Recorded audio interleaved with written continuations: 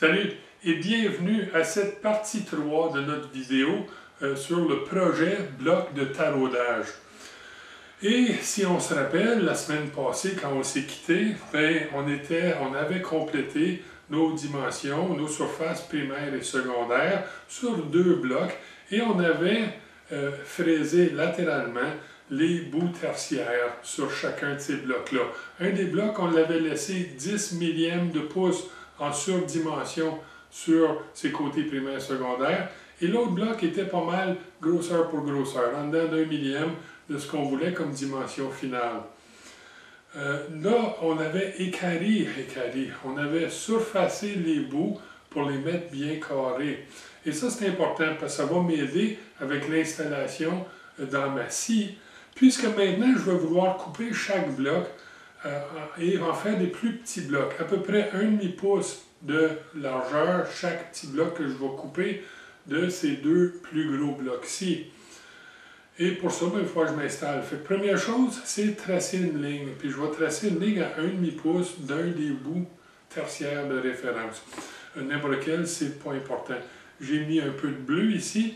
Et maintenant, avec ce pied à coulisse, ce trusquin à vernier, je devrais dire, je vais venir tracer une ligne à 1,5 pouce. Mais un petit mot sur ces trusquins à vernier-ci. C'est un vieux genre, Starrett. Et on ne peut pas descendre en bas d'1 pouce avec ce type de trusquin à vernier-là. C'est pas un gros problème. Tout ce qu'on a à faire, c'est soulever la pièce et ajouter à ma lecture ici le montant que je veux soulever la pièce. Donc, je veux une ligne à 1,5 pouce. Je vais régler mon trusquin à vernier à 1,5 pouce et je vais soulever mon bloc ici par 1 pouce, puisque j'ai un cale d'épaisseur, pas une cale d'épaisseur, mais un bloc de montage précis qui mesure 1 pouce par 2 pouces par 3 pouces. Donc, le sens de 1 pouce est très précis. Je vais déposer ma pièce sur ce bloc de montage-là. Et maintenant, mon trusquin à vernier est réglé à 1 pouce et demi. La différence entre les deux, c'est le demi-pouce que je veux. Donc, traçons notre ligne.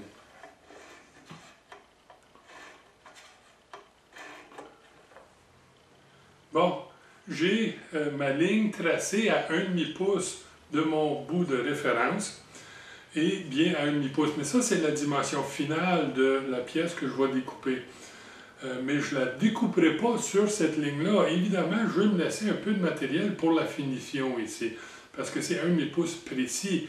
Et découper sur une scie à tronçonner, une scie à ruban de tronçonnage, mais évidemment, ça ne donne pas une coupe très précise. Ça fait que je vais couper clairement à côté de ma ligne. Mais je vais pouvoir utiliser cette ligne-là pour l'installation de la machine ou l'ajustement de la machine, je devrais dire.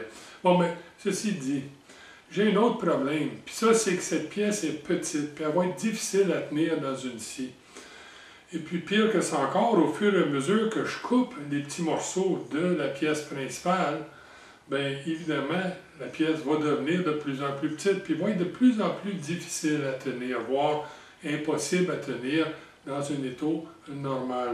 À moins que j'effectue ou que je m'installe, que je me produise une installation spéciale pour contourner le problème. Puis c'est ce qu'on va faire. Fait qu'allons regarder ça à la scie. Le problème ici, c'est qu'un étau de ce genre est fait pour pivoter pour des coupes angulaires. Mais que si je tiens une petite pièce seulement par le bout, bien, les mâchoires ont tendance à s'écarter et à ne pas venir en contact correctement avec les surfaces que je veux tenir. Et ça cause un réel problème. Mais qu'est-ce que je fais? Bien, je triche un peu. Je me donne du support. Je place une pièce d'acier non trempé, de l'acier doux dans le fond, précis, mais non trempé, qui va agir de support. Et sur le côté, en sandwich et retenu par l'étau, les deux, sur le côté, j'ai une cale parallèle durcie et précise qui vient proche, mais qui ne touchera pas à la lame de la scie. Et ça me donne un endroit pour asseoir ma pièce. La force que la scie elle applique, elle est vers le bas et dans cette direction-ci. Et ça me donne un bon soutien dans les deux sens. Par contre, je ne peux plus tenir ma pièce avec l'étau.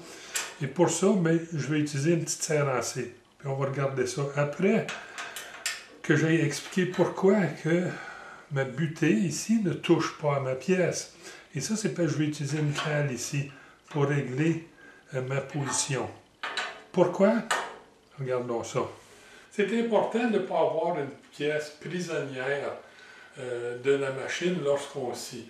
Si je coupe une pièce, et lorsque je coupe avec une scie à ruban comme ça ici, bien, vers la toute fin de la coupe, la lame a tendance à agripper la pièce lorsqu'il ne reste qu'une faible épaisseur de matière et qu'une des dents réussit à mordre dedans. Quand ça arrive, ce n'est pas un gros problème, en autant qu'un des deux bouts de la pièce coupée est libre de mouvement. Là, évidemment, dans ce cas-ci, comme la plupart des cas, la pièce va être retenue dans l'étau ou à l'aide d'une serre en C, comme ici. Et ce bout-là est donc fixe et il ne peut pas bouger. Donc l'autre bout, la pièce que je suis en train de découper, si elle est fermement accotée contre la butée de positionnement, mais ça l'empêche ou ça diminue son possibilité de mouvement. Et ça peut être problématique parce que lorsque la pièce va vouloir s'éjecter à la fin, elle pourrait se coincer contre la butée et pincer la lame, ce qui pourrait causer un accident. Donc, important, la pièce doit pouvoir bouger à la toute fin pour évacuer. Et c'est pour ça que j'utilise la cale parallèle.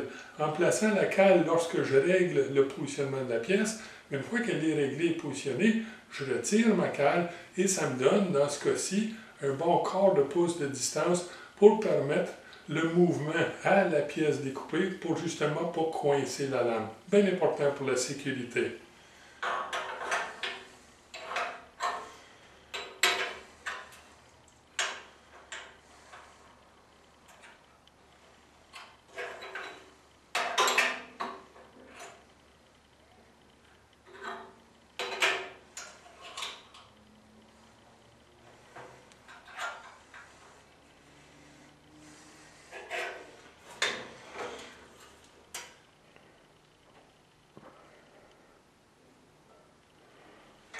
Bon, on pouvait voir qu'on était juste passé la ligne. Ça devrait nous laisser assez d'une surdimension pour la finition et qu'on n'est plus en contact avec la butée, fait que ça devrait nous donner une coupe sécuritaire. Donc, prenons notre coupe.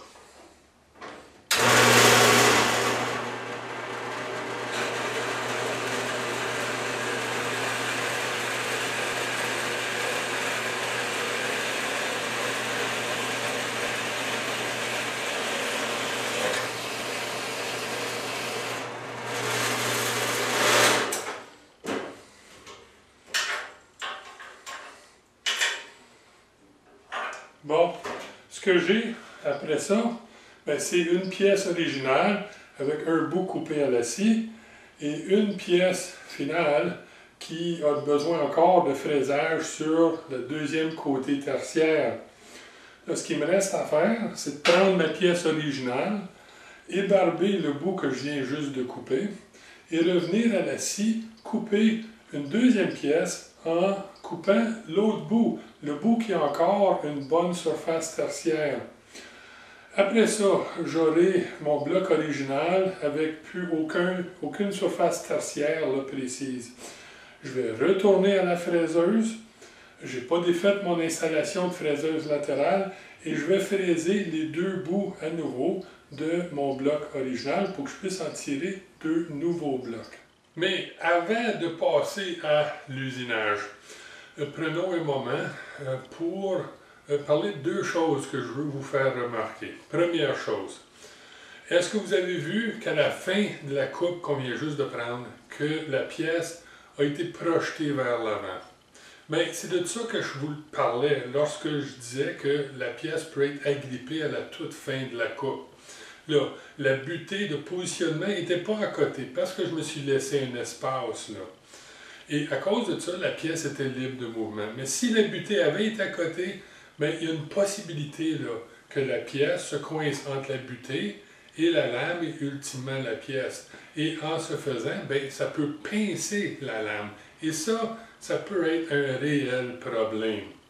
Deuxième chose, c'est que plusieurs d'entre vous vont m'écrire ou m'écriraient pour me dire « La serre que tu utilises là, est sauvagement petite. » Bien, peut-être qu'elle l'est, mais c'est plus qu'assez pour tenir la pièce. Lorsqu'on veut retenir une pièce, il y a réellement deux facteurs à considérer. Il y a l'effort que la machine va appliquer sur la pièce pendant la coupe, puis ensuite, il y a le montant de force requis pour fixer la pièce. Et si je contrecarre presque la totalité de la force que la machine va appliquer sur la pièce, sans fixer la pièce, mais juste en l'adossant à des butées, autrement dit, en réduisant ses possibilités de mouvement, mais je n'ai pas besoin de beaucoup de force pour la fixer en place parce que j'ai déjà réglé le problème de la force que la machine applique sur la pièce. Qu'est-ce que je veux dire par ça? Ça veut dire que si la pièce est contre des butées, j'ai besoin de moins de force pour la retenir. Regardons ça ici. Si on regarde ici, on peut voir que j'ai mis un support et une butée et que la pièce, elle est très bien soutenue dans ce sens-ci. Donc, ma lame applique une force directement vers le bas. Elle applique une force directement sur le côté et il y a une force en rotation, un moment d'inertie autour du point ici. Mais regardons les deux autres en premier. La force vers le bas, elle est 100% contrecarrée par le soutien en dessus. Cette force-là, je peux l'oublier, elle n'existe plus. Ce support règle ce problème-là. Dans ce sens-ci, je vous estimerais à peu près 98% de la force dans cette direction-ci est contrée par la butée latérale ici. Et vraiment, la seule force qui reste ici, c'est une rotation autour du bout de la butée. Mais si on regarde ici, j'ai placé le bout de la butée très très proche de la lame de scie. Je vois le trait de scie ici et je vois que j'ai laissé très peu d'espace. Il n'y a donc à peu près aucun levier de force ici. Et ça veut dire que la pièce en rotation, mais il y a très peu de force en rotation sur cette pièce-ci. Cette force-ci est réglée, cette force-ci est réglée. La rotation, c'est la seule force qui requiert une fixation et ma petite serre en C est plus qu'adéquate pour une si petite force. Bon, on a pris un moment pour parler d'un moment d'inertie. Bon, mais la blague n'est pas tellement drôle, mais je tenais à la faire quand même. Bon, mais ceci étant dit, hors caméra, j'ai coupé le deuxième bout de mon bloc pour produire deux petits blocs ayant une bonne référence tertiaire. Je les ai mis de côté et je finis avec ce restant de bloc qui devrait devenir trois autres petits blocs. Mais ce bloc n'a plus une bonne référence tertiaire ni sur un bout ni sur l'autre. Qu'est-ce que je vais faire? J'ai laissé mon installation sur la fraiseuse pour le fraisage latéral. Je vais donc juste retourner à la fraiseuse et me redonner deux bouts de référence fiables. Ce qui va être très pratique plus tard quand je viens pour finir ces blocs-là. Les petits blocs qui vont être finis à 1/2 pouce de dimension dans leur direction tertiaire. Mais ici, j'ai un problème supplémentaire. Et ça, c'est que mon bloc est en train de raccourcir. Il est beaucoup plus petit qu'il était tantôt. Tellement petit que le bout à l'intérieur des mâchoires de l'étau ne se rendra pas jusqu'au centre de l'axe de rotation de ma vis mère de l'étau. Et ça veut dire que quand je vais serrer l'étau sur ma pièce, cette fois-ci, la mâchoire mobile va s'incliner parce que je n'ai pas de support passé le centre où la force est appliquée sur la pièce. Et qu'est-ce que je vais faire? La solution ici, elle est simple. Puisque je viens de couper deux blocs, je vais prendre un de ces deux blocs-là. Ils sont précisément de la même largeur que cette pièce-ci. Et je vais utiliser ce petit bloc à l'autre extrémité des mâchoires pour soutenir la mâchoire mobile et maintenir un parallélisme entre cette mâchoire mobile et la mâchoire fixe et donc assurer une bonne fixation de ma pièce. Donc, regardons ça.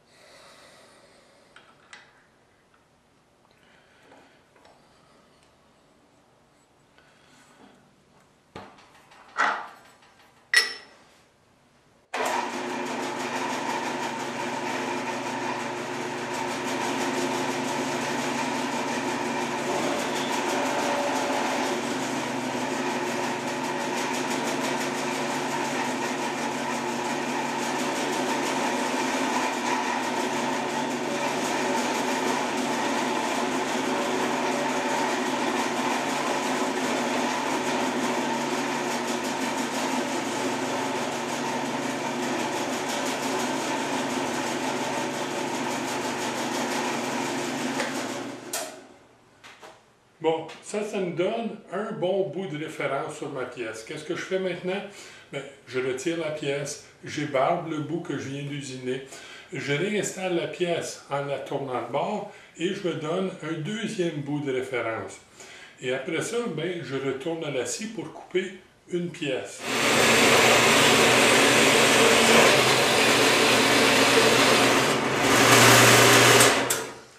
Bon, j'ai complété 3 pièces et il me reste encore cette pièce-ci qui va devenir 2 pièces. Là, j'ai un bon bout que je pourrais juste tout de suite installer et couper pour produire un 4e bloc. Mais je finirai à ce moment-là avec mon 5e bloc ayant aucune bonne surface tertiaire. Et ça, c'est problématique. Donc, ce que je vais faire avant que la pièce devienne trop courte, parce que là, elle est encore au-dessus d'1 pouce, bien, je vais retourner à la fraiseuse puis fraiser plat le bout que je viens juste de couper pour finir avec une pièce légèrement au-dessus d'1 pouce qui a 2 bonnes surfaces tertiaires. Et comme ça, quand j'effectue ma coupe finale au centre ou à peu près, bien, je vais finir avec 2 blocs qui ont une surface de référence tertiaire fiable. Donc, retournons à la fraiseuse.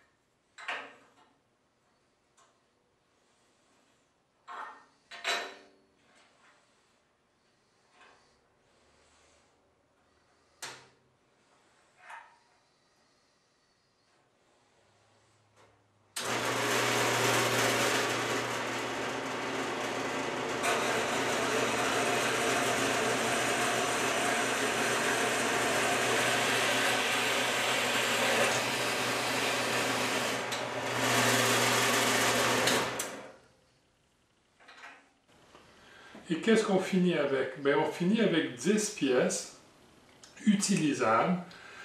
Et comme on peut voir, les dernières pièces de chaque tige originale sont un petit peu plus longues que les autres. C'est pas grave, je vais juste devoir fraiser la 2e tertiaire un petit peu plus. Mais si on voit, on constate qu'on a 5 pièces utilisables avec 1 millième au-dessus pour la finition à la main et 5 pièces utilisables avec 10 millièmes au-dessus pour finition sur rectifieuse. Plus important encore, c'est de pouvoir dire que chacune de ces 10 pièces-là ont une surface tertiaire plane, d'équerre et précise. Donc ça, là, ça simplifie ma vie beaucoup. Ça simplifie ma vie énormément parce que j'ai déjà une bonne surface de référence. Et quand, dans quelques minutes, on va retourner à la fraiseuse pour fraiser le 2e bout tertiaire de chacun des blocs, bien, je n'aurai pas à gosser avec des cadrans comparateurs ou avec des équerres pour essayer d'aligner mes pièces pour avoir des surfaces tertiaires parallèles et d'équerre. Donc, je n'ai pas besoin de faire ça. J'ai déjà une bonne surface tertiaire que je vais pouvoir asseoir sur mes parallèles et qui vont positionner la pièce correctement pour le 2e bout. Et ça, ça me sauve énormément de travail. Puis ça nous montre qu'un peu de planification au point de départ, mais ça peut nous sauver énormément de travail à la fin d'un projet. Bon, ben, on va maintenant aller fraiser ces 2e tertiaires-là.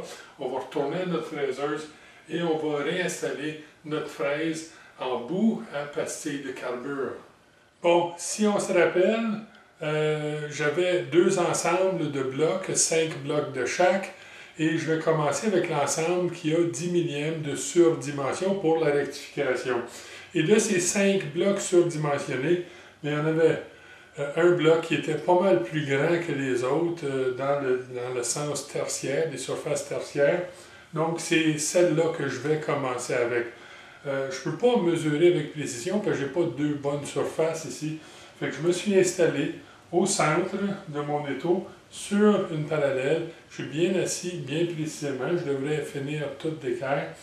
Et je vais maintenant me prendre une légère coupe pour me donner une bonne surface. Je vais ensuite reculer sans enlever le bloc de l'étau, mais je vais mesurer à cet endroit-là et je vais me dire, OK, à partir de là, combien est-ce qu'il me reste à enlever et descendre progressivement pour aller rejoindre ma dimension finale ici, qui devrait être 5 pouces et 10 millièmes, 0.5, pas 5 pouces, 0.5 pouces et 10 millièmes, donc, et 1 millième, ouais, et 10 millièmes, donc 510 millièmes de pouce. Prenons notre première coupe.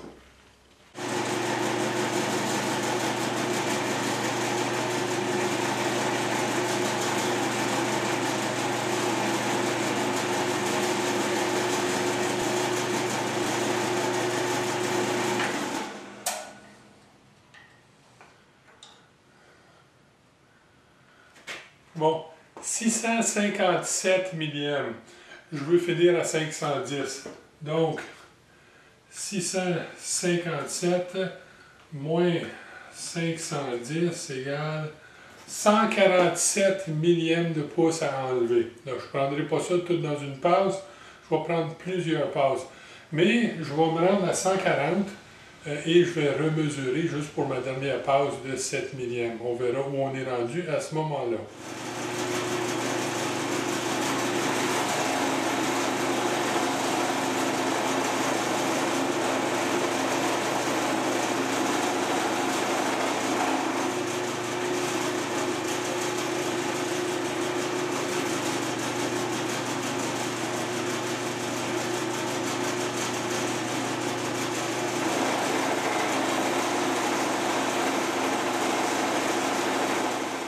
Bon, j'ai fait ma passe finale et en mesurant ici, je peux voir que j'ai 512 millièmes de pouce. Je voulais 510, mais 2 millièmes de surdimension sur une pièce surdimensionnée, c'est vraiment pas un problème. Ça veut dire que lors de l'opération de rectification, bien, on va enlever 1 millième de plus par côté. Vraiment un détail. Donc 512, ça va être parfait. Là, les 4 autres blocs surdimensionnés, bien, ils sont pas mal plus proches de cette dimension que celle-là était. Donc, il est possible que je réussisse à les faire en une passe. Puis ça, évidemment, ça me sauverait beaucoup de maux de tête. Je ne serais pas obligé de réajuster la hauteur de ma coupe. Puis, ils finiraient toutes pas mal identiques. Et c'est ce que j'aimerais. Par contre, je vais les faire en tandem. Puis ça veut dire 2 par 2 dans l'étau. Fait que je vais en installer 2. On prendra une coupe, on pourrait mesurer puis voir le résultat. Là, j'ai installé les 2 prochaines pièces, des pièces surdimensionnées, et ils sont prêts à partir. Et vous remarquerez que j'ai placé les pièces de part et d'autre du centre de l'étau en laissant un bon espace. Autrement dit, je veux que ni l'un ni l'autre des pièces viennent proches de la vis mère. Okay? Ils sont de chaque côté. Et puisque la mâchoire mobile a un certain jeu dedans, mais ça va faire la moyenne des forces, puis ça va répartir la force que j'applique également sur mes 2 pièces. Et ça, ben, c'est vraiment une bonne chose. S'ils étaient collés ensemble, il y a des bonnes chances qu'un ou l'autre des pièces soit mieux retenu. Et pas comme dans la situation qu'on a ici. Là, ça, c'est la façon de le faire. Donc, prenons notre coupe.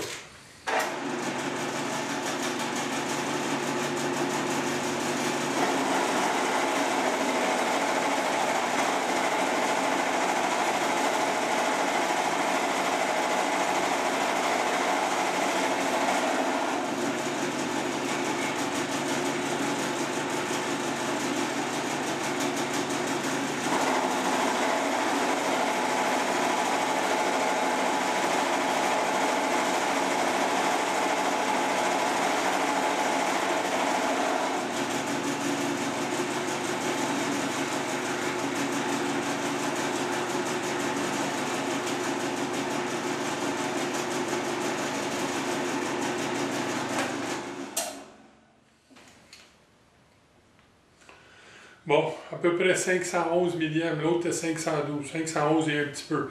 C'est parfait pour ce qu'on voulait à notre 510 sur dimension pour la rectification. Bon, ben, il me reste 2 blocs à couper dans cette série de 5 blocs surdimensionnés. Puis ensuite, je passe aux 5 autres blocs qui vont être très faciles à faire puisque je sais déjà où je suis. J'ai commencé par les plus grands. Puis tout ce qui me reste à faire maintenant, c'est prendre à peu près 10 millièmes de pouce de plus. Et puis je vais finir à mon 501 millième que je voulais avoir. Donc, je passe à l'usinage de tous les autres blocs qui restent et on se retrouve à l'établi quand j'aurai fini ça. Et on finit avec nos 10 pièces dégrossies, 5 surdimensionnées, 5 dimension pour dimension, ou à peu près la dimension finale. Et tout ça provenant d'une pièce d'acier de la grosseur requise pour produire ce bloc 1, 2, 3. Donc, on peut voir qu'avec un peu de planification, on peut sauver de l'argent sur le matériel également. Bon, ben, ces pièces sont pas mal petites, à peu près de la grosseur de 2 cubes de sucre, mais néanmoins, ils ont 7 trous. Ils contiennent 7 trous chaque, des trous qui passent de bord en bord. Donc, il va falloir qu'on planifie un peu. Comment est-ce qu'on va attaquer ce problème de perçage de trous? Et pour ça, ben, c'est le temps qu'on commence à regarder notre plan pour pouvoir justement planifier une stratégie pour éviter de se rentrer dans le trouble. Ici, on a un dessin à 3 vues, une projection orthogonale au 3e diède, et on a une vue de face, une vue de droite et une vue du dessous. On voit également que les cotes pour les dimensions extérieures des pièces sont affixées directement sur le dessin. Par contre, le diamètre ainsi que la position des différents trous sur la pièce, eux, se retrouvent dans un tableau cartésien à la droite du dessin. La première colonne du tableau nous indique la lettre d'identification de chacun des 7 trous. On a ensuite les coordonnées X, les coordonnées en Y et les coordonnées en Z. Finalement, on a le diamètre des trous. Il est bon de noter qu'on a des trous dans le plan XY et des trous dans le plan XZ, mais aucun trou dans le plan YZ. On remarque également que tous les trous ont des diamètres différents. Et ça nous indique qu'on va avoir beaucoup de changements d'outils à pratiquer. Il serait donc logique de planifier la séquence de perçage de façon à réduire à un minimum le nombre de changements d'outils requis. Mais avant d'aller trop loin, il est important de prendre le temps d'examiner attentivement les notes et la cartouche du dessin. Il est important de mentionner pour les notes de dessin qu'elles ne sont que très rarement dans l'ordre voulu. Ici, après le dégrossage de la pièce, je voudrais faire la trempe de la pièce, suivi de la rectification des surfaces extérieures et finalement l'ébarbage. Si on regarde la cartouche, on s'aperçoit que c'est la description, le type de matériel et la tolérance qui m'intéressent d'abord. Commençons avec les tolérances. Sur ce dessin, on sait que, à moins qu'il y ait des tolérances spécifiques indiquées, et dans ce cas-ci, sur ce dessin, il n'y en a pas, mais les tolérances devraient être plus ou moins 10 millièmes de pouce pour un nombre à 2 décimales et plus ou moins 5 millièmes de pouce pour un nombre indiqué avec 3 décimales. Et ça veut dire que pour ce projet-ci, les dimensions extérieures du bloc auront une tolérance de plus ou moins 5 millièmes de pouce et que le positionnement des trous aura une tolérance de plus ou moins 10 millièmes de pouce. C'est donc évident que l'opération de rectification qui nous donnera les dimensions extérieures de cette pièce en est une esthétique, puisque les tolérances ne requièrent pas une opération de rectification pour la précision. Ça nous indique également que le positionnement des trous pourrait être faite à partir d'un traçage et d'un poinçonnage et d'un perçage sur la perceuse à colonne. Le perçage par coordonnées ou le pointage n'est pas requis ici pour une précision de plus ou moins 10 millièmes. Bon, revenons à notre cartouche et regardons en haut à droite pour constater que le matériel requis pour ce projet, c'est un acier à moyen niveau de carbone 4140. Mais en réalité, n'importe quel acier à moyen niveau de carbone ferait l'affaire. Et finalement, regardons la description. On voit ici qu'on est à la recherche de dimensions minimales d'une pièce de 5/8 de pouce par 1/2 pouce par 1 pouce. Là, si vous êtes capable de trouver un morceau d'acier laminé à froid à moyen niveau de carbone qui aurait comme dimension laminée 5/8 par 1/2, ben on pourrait la découper à 1 pouce et ça voudrait dire qu'on aurait très peu d'usinage ou de fraisage à effectuer sur l'extérieur du bloc, puisque pour une tolérance de plus ou moins 5, les dimensions extérieures d'une pièce laminée à froid seraient amplement précises. Là, moi, j'avais choisi un bloc de 1 par 2 par 3 pour commencer à produire mes petits blocs, mais c'était parce que j'en avais un qui traînait autour, pas parce que c'était la meilleure dimension de départ. Bon, retournons à nos pièces et regardons ces 7 trous. Nous avons déjà vu, lors du projet bloc de montage, que lorsque possible et qu'on a des trous qui s'intersectent le long de leur axe, il est préférable de percer les trous les plus longs en premier. Et également, on donne préférence aux trous de plus gros diamètre en premier. Et on peut faire ça ici, à l'exception d'un trou. Le trou D nous cause un gros problème. Le problème ici, c'est que le trou D intersecte avec le trou F, mais ne le fait que très légèrement et pas le long de leur axe. Puisque le trou D est très petit et puisqu'il intersecte que très légèrement le trou F, le trou D va être très affecté par la présence du trou F. Et en réalité, la pointe du forêt qui produit le trou D va être attirée vers le trou F. Et ça va évidemment faire bifurquer le trou D. Ça, c'est un problème. Qu'est-ce qu'on peut faire? On peut faire le contraire de ce qu'on ferait normalement. On va percer le trou D en premier ici. Si je perce le trou D en premier, il ne sera pas affecté par le trou F qui n'existe pas encore.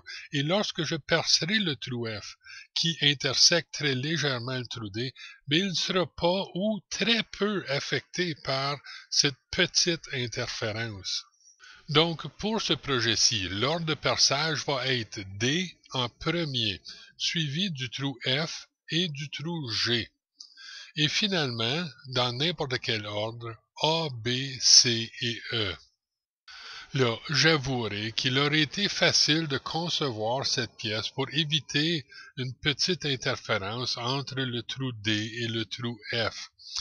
Mais j'ai quand même fait exprès pour que cette interférence-là existe, puisque cette situation, c'est une situation qu'on rencontre rarement, mais qui est importante et qui peut nous causer beaucoup de problèmes. Alors, même si le concept semble un peu gauche, il est important de faire face à ce genre de situation. Bon, je pense que c'est assez pour cette vidéo-ci.